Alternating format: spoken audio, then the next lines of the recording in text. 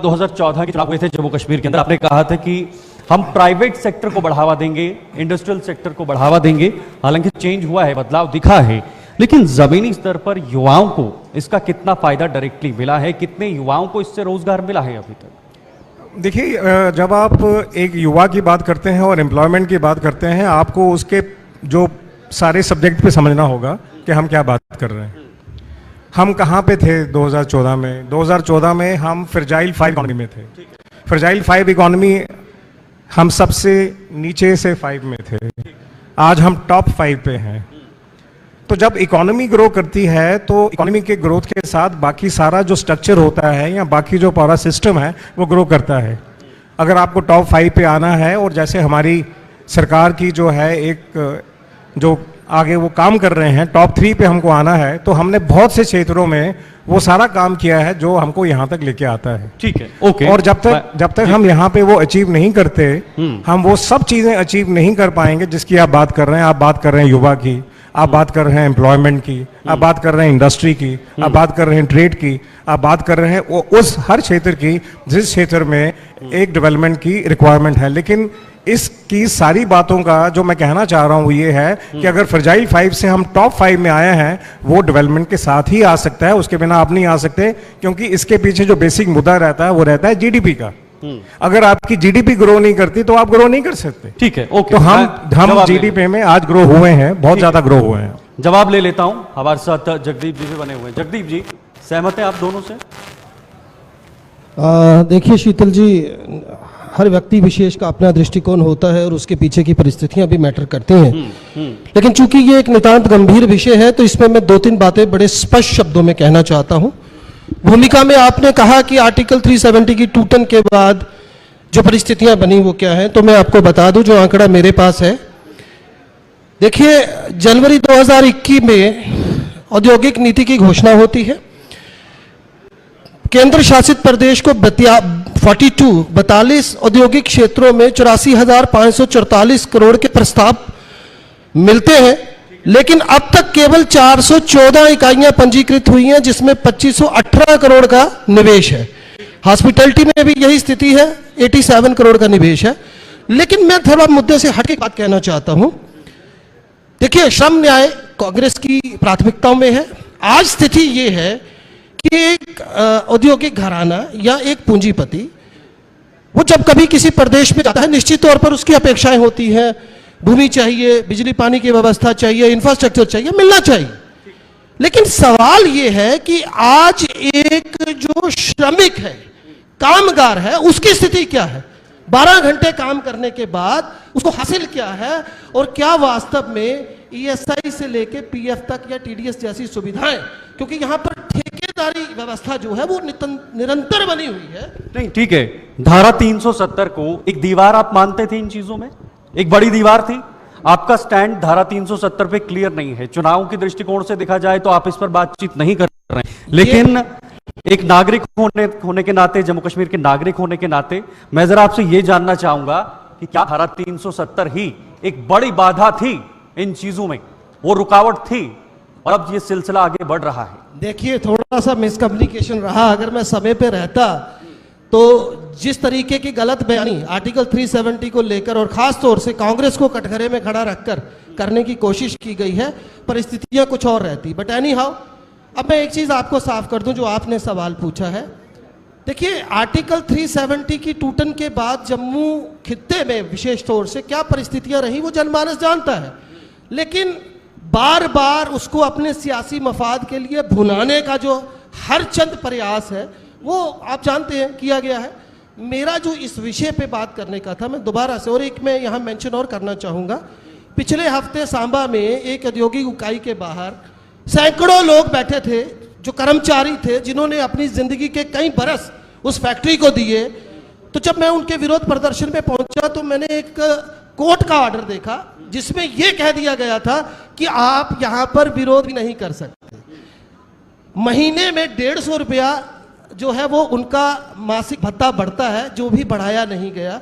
ऐसी इतनी दिक्कतें हैं जिन पर अगर हम बात करें, मैं एक चीज बोल के बात पूरी करूंगा। श्रम न्याय सबसे बड़ी जरूरत है आज हम अगर बेरोजगारी से लड़ना चाहते हैं तो प्राइवेट सेक्टर्स में नहीं, लेबर को लाना पड़ेगा। आप औद्योगिक नीति की बात कर रहे थे जी, आपको नहीं लगता उस नई औद्योगिक नीति के हिसाब से अभी पिछली बार काम हो रहा है? 3 सालों में 414 करोड़ का निवेश अभी बता के तो हटाओ, ये आपके सामने है। आई एम सॉरी, 414 का नहीं, 84,544 करोड़ के प्रस्ताव प्राप्त हुए, 2518 करोड़ का निवेश है। तो आप पहले का आंकड़ा और ये दीजिए। सरकारी आंकड़ा है। 2019 से पहले का आंकड़ा दीजिए, 14 आप का तुलनात्मक पहले का ढंग आंकड़ा से दीजिए। देख लीजिए, जब हमारे आप जो यहाँ सरकार के- में थे उस समय यहाँ पर इंडस्ट्रियल डेवलपमेंट कितनी हुई है, औद्योगिक इकाइयां कितनी आई हैं, शीतल कितना जी- यहाँ पर निवेश हुआ है, वो भी शीतल तो जी, बताइए। आर्टिकल 370 की टूटन के बाद दावों में यह कहा गया कि आतंकवाद खत्म हो जाएगा, कहा गया कि बहुत बड़ी औद्योगिक इकाई आएगी, बड़े आला दर्जे के जो है निवेश जो होंगे, जो देश के बड़े बड़े पूंजीपति करेंगे। पर वास्तु स्थिति क्या है ये आप भी जानते हैं, मैं भी जानता हूं, जवाब मैंने दीजिए। आंकड़ों के साथ बता दिया आपको। जवाब लेता हूं, अरुण जी जवाब दीजिएगा। देखिए, मुझे मालूम नहीं ये आंकड़े कहाँ से लेकर आए हैं साहब, लेकिन एक बात बड़ी साफ है, ये जो CMI नई इंडस्ट्रियल पॉलिसी है, जिस पॉलिसी में 28,000 करोड़ का जो है पैकेज है, और हमारे पास जो यहाँ प्रपोजल आए हैं वो 1 लाख करोड़ के करीब है। मेरा कहने का मतलब ये है कि अगर ये इंडस्ट्रियल ग्रोथ जो है ये नहीं प्रॉपर हो रही और अगर कंड्यूसिव एनवायरनमेंट नहीं है तो ये पैकेज यहाँ नहीं आने चाहिए, ना इंडस्ट्री आनी चाहिए यहाँ। अगर आप एक पर्टिकुलर इंसिडेंट या स्मॉल इंसिडेंट लेके आप उसके ऊपर एक चर्चा का विषय बना लें उसको कि इसकी, और आप ये सारा का सारा जो पॉइंट है ये कह के कि इंडस्ट्रियल ग्रोथ नहीं हो रही, उसको नेगेट करना, मुझे लगता है this is not a proper way to explain the industrial growth. Industrial growth को एक्सप्लेन करने के लिए आपको the statistics you have to go very clearly, and the studies are absolutely clear. The industry has come up in a big way, industry has come in a big way. मुझे लगता है कि let me complete please for a minute. Ji, Since you raised a very important question, it is very important to answer them. So you have to understand that Jammu and Kashmir, for getting the industrial things in order, it has taken this government to take a lot of time because it was totally finished, you know, in the regime of the previous governments. ये काम बिल्कुल नहीं कर रही थी। आज जो पुरानी इंडस्ट्री है, मेरे साथ ललित जी बैठे हैं, he will also agree with me, पुरानी इंडस्ट्री जो है वो सारी की सारी बहुत बुरी कंडीशन में थी। नई इंडस्ट्रियल पैकेज आने से कम ये हुआ है कि नई लोग भी आ रहे हैं। और एक बात का आप ध्यान रखें, जब कोई बड़ी मदर इंडस्ट्री आती है उसके साथ जो बाकी सिस्टम डेवलप होता है वो बहुत ज्यादा होता है। आपकी एंसिलरी सिस्टम डेवलप होते हैं, आपके ट्रेडर्स डेवलप होते हैं, आपकी वो चीजें डेवलप होती हैं जो कभी यहाँ डेवलप नहीं हुई। ओके, ठीक है। मैं ललित जी आपसे जानना चाहूंगा, न्यू जो पॉलिसी है, न्यू इंडस्ट्रियल पॉलिसी, नई औद्योगिक नीति, इसको आप कैसे एक्सप्लेन करेंगे? और इस नीति के तहत अभी जब से ये नीति लागू की गई है कुछ वर्षों के लिए, अभी कैसे काम हो रहा है? और क्योंकि इसका औद्योगिक क्षेत्र को बढ़ावा देना सीधा मकसद है कि युवाओं को रोजगार प्राप्त कराना या आसपास का विकास करना, ये तमाम चीजें हैं। आप इस न्यू जो इंडस्ट्रियल पॉलिसी है इसको कैसे देखते हैं, किस दृष्टि से देखते हैं? जी, जो नई पॉलिसी है इसमें तो जो इंसेंटिव्स दिए गए हैं वो इंसेंटिव, मैंने पहले भी बोला कि वो उसके मुकाबले के इंसेंटिव पूरी कंट्री में कहीं नहीं दिए गए, पर उसमें एक ही बोटलनेक आ रहा है कि जिसमें क्या कि हमारी लैंड की शॉर्टेज है, डेवलप लैंड नहीं। जो इन्होंने बात की है, इनकी जो फिगर है, मैं कंट्राडिक्ट उसमें मैं नहीं कहूँगा, इन्होंने एग्जैक्ट फिगर नहीं दी। पार्लियामेंट में कहा जाता है कि 2023 तक अराउंड 7,000 करोड़ की इन्वेस्टमेंट जो मटेरियलाइज हो चुकी थी, जो यूनिट प्रोडक्शन चालू कर चुकी थी, बाकी पाइपलाइन में सारे इंफ्रास्ट्रक्चर डेवलप हो रहा है, उसके लिए रिक्विजिट पैसा दिया गया है।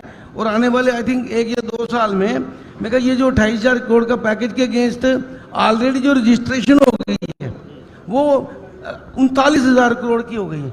अब रोजगार कितना स्थापित होगा, रोजगार कितना मिलेगा? अराउंड जितनी यूनिट प्रोडक्शन में आ गई हैं। और देखिए, इस पॉलिसी में एक लैंड अलॉटमेंट के लिए एक गवर्नमेंट ने रोजगार के लिए एक बड़ा अच्छी चीज रखी है। उसमें क्या रखी है इन्होंने उसमें ना कि एम्प्लॉयमेंट बेस, एक तो इन्होंने कर दिया कि आपको मिनिमम 85% जो है, जो प्रोजेक्ट रिपोर्ट की एम्प्लॉयमेंट है वो आपको देनी पड़ेगी। ठीक है। उसके अगर वो नहीं देंगे तो उसके लिए वो उनको इंसेंटिव नहीं मिलेंगे। जितनी प्रोजेक्ट की टोटल कॉस्ट है उसको यहाँ पे इन्वेस्ट करना पड़ेगा। ठीक है। देखिए, मैं आपको थोड़ा, अगर मैं प्रायर टू दिस पॉलिसी हमारे पास 3-4 लाख लोगों की एम्प्लॉयमेंट है। ठीक है। ओके। हाँ, अभी प्रायर टू। हाँ जी, ठीक है। जगदीप जी, आपसे मैं जानना चाहूंगा, बात धारा 370 की हो रही है और 370 हटने के बाद कितना बदलाव हुआ है उसको लेकर बातचीत हो रही है। अब बात जरा बेसिक डेवलपमेंट की करेंगे। शिक्षा में कितना सुधार हुआ, सड़कों में कितना सुधार हुआ, सड़कें कितनी बनी, रेल बने, पुल कितने बने, ये तमाम चीजें क्या लगता है क्या वाकई में बदला है? क्योंकि बड़ी चीजें हमने देखी हैं, जमीन पर हुई हैं, हो रहा है, अभी भी प्रगति पर है, विकास प्रगति पर है। Sheetal ji, it could be that most of the time it was being alleged that being a representative of Congress, we usually say and accuse BJP of pursuing a vendetta against us. But it doesn't mean कि we'll go for the criticism all the time. पहले तो मैं ये स्पष्ट कर दूं, जो इन्होंने पूछा, it is centre for monitoring Indian economy, जो मैंने आंकड़े दिए, तो कम से कम उस पर सवाल होना नहीं चाहिए। दूसरा देखिए, आपको ये समझना पड़ेगा, जब आप विकास की बात करते हैं, मसलन आप इंडियन रेलवे की बात करेंगे, तो फिर मेरा दावा ये रहेगा कि भाई साहब शुरुआत तो हमारे ज़माने में हुई। आप 4 लेन की बात करेंगे तब भी यही रहेगा। देखिए, ये एक सतत प्रक्रिया है विकास की, जो चलेगी, सरकार किसी की हो। जब अरबों रुपए का टैक्स आता है, सरकार को जाता है, तो वो किस लिए जा रहा है? अब नितिन गडकरी साहब बैठे हैं, बड़ा सम्मान रहता है, चाहे हम विपक्ष के लोग हैं, लेकिन उनके काम के तरीके को एवरीबडी अप्रिशिएटेड। तो पॉइंट ये नहीं है कि विकास किस स्तर पे हुआ, पॉइंट ये है कि इनका विजन क्या है। मसलन आप सड़कों की बात करते हैं, तो यही जम्मू के लोग हैं जिन्होंने कई सालों तक, मैं तो जजिया शब्द इस्तेमाल करता हूं, जो टोल प्लाजास के नाम पर इन्होंने वसूला, बावजूद इसके कि नितिन गडकरी साहब कहकर हटे थे कि 60 किलोमीटर से कम की दूरी पे टोल नहीं होना चाहिए। आलम तो ये था कि इस प्रदेश के या इस खित्ते के सबसे बेहतरीन हॉस्पिटल तक जाने के लिए और जिंदा रहने के लिए, अगर आप सीकेडी के पेशेंट हैं, आपको डायलिसिस के लिए जाना है महीने में 10 या 12 मरतबा, आपको कीमोग्राफी के लिए जाना है, कीमोथेरेपी के लिए, तो आपको 2 या 3 मरतबा टोल देना पड़ेगा जिंदा रहने के लिए। ये तो परिस्थितियां बनाई हुई हैं, जबकि 1 टोल से उस हॉस्पिटल का एरियल डिस्टेंस 20 किलोमीटर का नहीं है।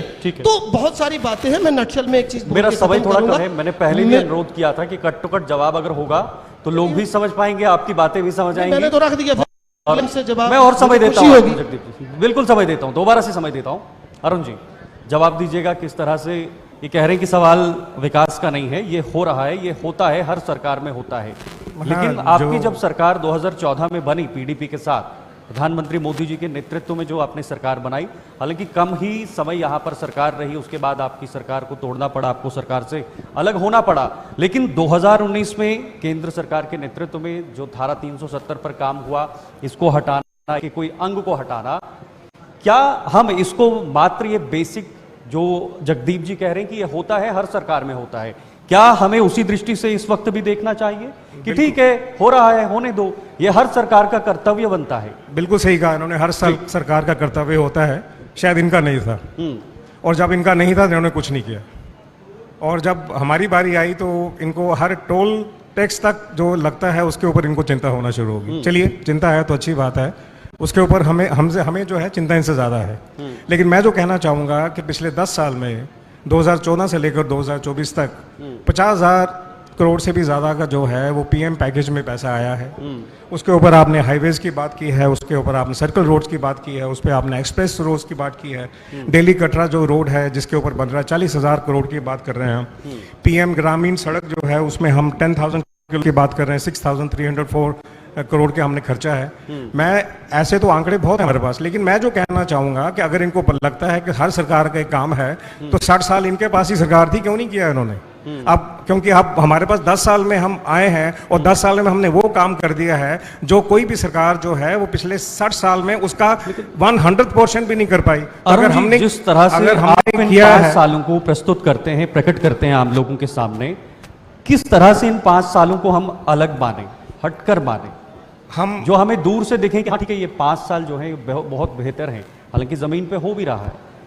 अब देखिए, आपको मालूम होगा जैसे नेशनल इंफ्रास्ट्रक्चर पाइपलाइन प्रोग्राम है, उस प्रोग्राम में 332 प्रोजेक्ट जेएनके में आए हैं। मैं 5 साल की बात कर रहा हूँ 370 हटने के बाद। तो इन्वेस्टमेंट उसमें जो है 4,80,322 करोड़ की इन्वेस्टमेंट का प्रपोजल्स हैं ठीक है। आप इमेजिन कर सकते हैं मैं क्या बात कर रहा हूँ? मैं वो बात कर रहा हूँ कि जो it's unimaginable kind of money which is coming for the development of the projects, और इसमें 332 प्रोजेक्ट्स हैं, और 2200 करोड़ जो है वो आया है हमारे पास 297 प्रोजेक्ट्स के लिए, which is over and above this projects जो JNK की रीजनल बेसिस पे आया है, चाहे वो जम्मू हो या कहीं और एरियाज के लिए हो। ठीक है। अब देखिए, जब तक इंफ्रास्ट्रक्चर आप डेवलप नहीं करते हैं और आप ये कहते हैं कि सरकार का काम है, जो हम मानते हैं सरकार का काम है, इसमें कोई डिनाइंग फैक्ट नहीं है, लेकिन पॉइंट ये है, क्या सरकार वो सब काम कर रही है जो उसको करना चाहिए? क्या सरकार वो सब काम कर रही है जिसके लिए उसको चुना गया है? क्या सरकार वो सब काम कर रही है जिसके लिए वो आंसरेबल हैं? हम भाजपा में आंसरेबल हैं क्योंकि हम जो भाजपा पार्टी है वो किसी के घर की पार्टी नहीं है। भाजपा में जो पार्टी है वो लोगों की पार्टी है, भारतीयों की पार्टी है, और हम भारतीयों के पॉइंट ऑफ व्यू से जो भी बात करेंगे वो भारत के लिए बात करेंगे। ठीक है। हम कोई एक फैमिली बिजनेस नहीं चलाते हैं, फैमिली पार्टीज नहीं चलाते हैं हम। हमारा मानना बहुत साफ है कि अगर 1 रुपया भी इस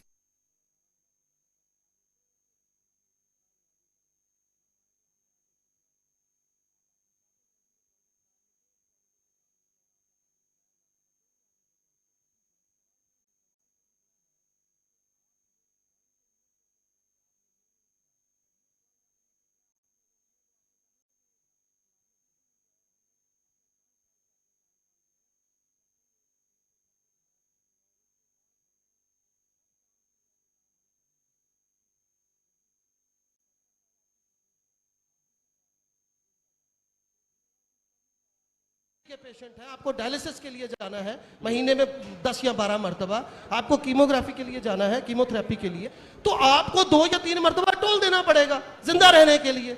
ये तो परिस्थितियां बनाई हुई हैं, जबकि बन टोल से उस हॉस्पिटल का एरियल डिस्टेंस 20 किलोमीटर का नहीं है। तो बहुत सारी बातें हैं। मैं नटशल में एक चीज समय थोड़ा कम है, मैंने पहले भी अनुरोध किया था कि कट टू कट जवाब अगर होगा तो लोग भी समझ पाएंगे, आपकी बातें भी समझ आएंगी। मैंने तो रख दिया, फिर ले लीजिए आप इनसे जवाब। मैं और समय देता हूँ, होगी।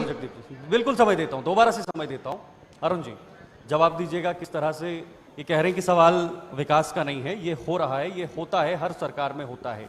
लेकिन आपकी जब सरकार 2014 में बनी पीडीपी के साथ, प्रधानमंत्री मोदी जी के नेतृत्व में जो आपने सरकार बनाई, हालांकि कम ही समय यहाँ पर सरकार रही, उसके बाद आपकी सरकार को तोड़ना पड़ा, आपको सरकार से अलग होना पड़ा। लेकिन 2019 में केंद्र सरकार के नेतृत्व में जो धारा 370 पर काम हुआ, इसको हटाना या इसके कोई अंग को हटाना, क्या हम इसको मात्र ये बेसिक जो जगदीप जी कह रहे हैं कि ये होता है, हर सरकार में होता है, क्या हमें उसी दृष्टि से इस वक्त भी देखना चाहिए कि ठीक है हो रहा है, होने दो, ये हर सरकार का कर्तव्य बनता है? बिल्कुल सही कहा इन्होंने, हर सरकार का कर्तव्य होता है, शायद इनका नहीं था, और जब इनका नहीं था इन्होंने कुछ नहीं किया, और जब हमारी बारी आई तो इनको हर टोल टैक्स तक जो लगता है उसके ऊपर इनको चिंता होना शुरू होगी। चलिए, चिंता है तो अच्छी बात है, उसके ऊपर हमें जो है चिंता इनसे ज़्यादा है। लेकिन मैं जो कहना चाहूँगा कि पिछले 10 साल में 2014 से लेकर 2024 तक 50,000 करोड़ से भी ज़्यादा का जो है वो पीएम पैकेज में पैसा आया है। उसके ऊपर आपने हाईवेज की बात की है, उसके ऊपर आपने सर्कल रोड्स की बात की है, उस पर आपने एक्सप्रेस रोड्स की बात की है, दिल्ली कटरा जो रोड है जिसके ऊपर 40,000 करोड़ की बात कर रहे हैं हम। पीएम ग्रामीण सड़क जो है उसमें हम 10,000 किलोमीटर्स की बात कर रहे हैं, 6,304 करोड़ के हमने खर्चा है। मैं ऐसे तो आंकड़े बहुत हैं हमारे पास, लेकिन मैं जो कहना चाहूँगा कि अगर इनको लगता है कि हर सरकार का एक काम है तो 60 साल इनके पास ही सरकार थी, क्यों नहीं किया इन्होंने? अब क्योंकि अब हमारे पास 10 साल में हम आए हैं और 10 साल में हमने वो काम कर दिया है जो कोई भी सरकार जो है वो पिछले 60 साल में उसका 100% भी नहीं कर पाई। अगर हमने जिस तरह से आप इन 5 सालों को प्रस्तुत करते हैं, प्रकट करते हैं आम लोगों के सामने, किस तरह से इन 5 सालों को हम अलग माने, हटकर माने, हम जो हमें दूर से देखें कि हाँ ठीक है ये 5 साल जो है बहुत बेहतर हैं, हालांकि जमीन पे हो भी रहा है। अब देखिए, आपको मालूम होगा जैसे नेशनल इंफ्रास्ट्रक्चर पाइपलाइन प्रोग्राम है, उस प्रोग्राम में 332 प्रोजेक्ट JNK में आए हैं। मैं 5 साल की बात कर रहा हूँ 370 हटने के बाद, तो इन्वेस्टमेंट उसमें जो है 4,80,322 करोड़ की investment. If I'll have to confess something and I feel heartedly कि I should, तो I will go for that। ऐसा नहीं है कि मैं नहीं बोलूंगा, लेकिन देखिए 2 चीजें आपको समझनी पड़ेंगी। आप पिछला लोकतांत्रिक इतिहास देख लीजिए, कांग्रेस कभी भी बहुमत में जम्मू कश्मीर के अंदर सत्ता हासिल नहीं हुई, ये सच है। गुलाम नबी आजाद साहब का कार्यकाल कैसे भूमि आंदोलन की भेंट चढ़ा हमने देखा, लेकिन उनके कार्यकाल को आप एक नजर मारेंगे तो गुड गवर्नर से लेके वर्क कल्चर तक, ठीक है, मेरा की सिफारिशें ये मेरा विषय, ये मेरा विषय भी नहीं शामिल है, ये मेरा विषय भी नहीं है। मेरा विषय है, आप ले आए तो मैंने बताया। मेरा विषय विकास को लेकर है, क्योंकि ज्यादा समय नहीं दे पाऊंगा, समय भी कम है। अरुण जी जल्दी से जवाब, फिर आपके पास आऊंगा। मैं इनको याद कराना चाहूंगा कि जम्मू का जो एयरपोर्ट है वो आज का तो नहीं बना, बहुत साल से बना हुआ है। इनको क्यों नहीं लगा कि जम्मू के एयरपोर्ट की एक्सपेंशन जरूरी है? करनी चाहिए थी इनको। और इनका ये कहना है कि हम बहुमत में नहीं थे तो काम नहीं कर सके हम, ये कोई बात नहीं होती। सरकार का बहुमत में होना, सरकार का होना नहीं होना, सरकार का काम करने का एक तरीका होता है। सरकार का काम करने की एक आपको उस ढंग से काम करने पड़ते हैं, ताकि जब आपको ये मालूम है कि आप पब्लिक के अकाउंटेबल हो, जनता के अकाउंटेबल हो, तो आप काम करते हैं वैसा। आपको क्यों नहीं समझ आया कि आपको एयरपोर्ट की एक्सपेंशन चाहिए? आपको क्यों नहीं समझ आया कि जम्मू में एम्स चाहिए? आपको क्यों नहीं समझ आया कि आपको जम्मू में IIT चाहिए? आपको जम्मू के लोग लड़के लिया है। आपको क्यों नहीं समझ आता कि जम्मू में IIM चाहिए? आपको क्यों नहीं समझ आता कि आपकी सरकार उन्हें तो नहीं दिया, उन्हें आपको क्यों नहीं समझ आता कि आपको सब कुछ चाहिए? और आपको मुझे लगता है कि आप भी उस क्रम में होंगे उस समय पे। आपको क्यों नहीं समझ आया कि जम्मू में मेडिकल कॉलेज चाहिए? आपको समझ आना चाहिए जम्मू में मेडिकल कॉलेज चाहिए, डॉक्टर्स की कमी है। 7 मेडिकल कॉलेज दिए हैं हमने। आपको जब एम्प्लॉयमेंट की बात करते हैं आपको पता होना चाहिए हमने 15 नर्सिंग कॉलेजेस दिए हैं। अगर 15 नर्सिंग कॉलेज देने का मतलब क्या हुआ? We are empowering the youth. This you should have thought, but you did not think for 60-65 years. Now we are here just for few years. You have started questioning us toll tax. You started questioning us what you did. Sir, let me tell you, let me clarify to you once for all. Bhajpa does not believe in not working. Bhajpa means we have to work. And again I am repeating at the cost of repetition. Bharatiya Janata Party is a party which belongs to none as a family. We are all कार्यकर्तास and we believe very firmly. अगर भारतीय की जनता ने हमें vote दिया है, हमें चुना है, तो हम वो सब काम करेंगे जिस काम के लिए हमें चुना गया है। And that we are very sure about that. Would he be able to let me know if he had just created a eulogy and just trying to set an epitome कि we had done a commendable job? Will he be able to answer me about toll plazas, about their planning for property tax? Moreover, if we will talk about the employment ratio, we had seen in this UT, in fact, which was the state earlier. का आंकड़ा है, सुनिए परिस्थितियां ये है, paper leak से लेकर उस ब्लैक लिस्टेड अकाउंटेबल हो, जनता के अकाउंटेबल हो, तो आप काम करते हैं वैसा। आपको क्यों नहीं समझ आया कि आपको एयरपोर्ट की एक्सपेंशन चाहिए? आपको क्यों नहीं समझ आया कि जम्मू में एम्स चाहिए? आपको क्यों नहीं समझ आया कि आपको जम्मू में IIT चाहिए? आपको जम्मू के लोगों ने लड़के लिया है। आपको क्यों नहीं समझ आता कि जम्मू में IIM चाहिए? आपको क्यों नहीं समझ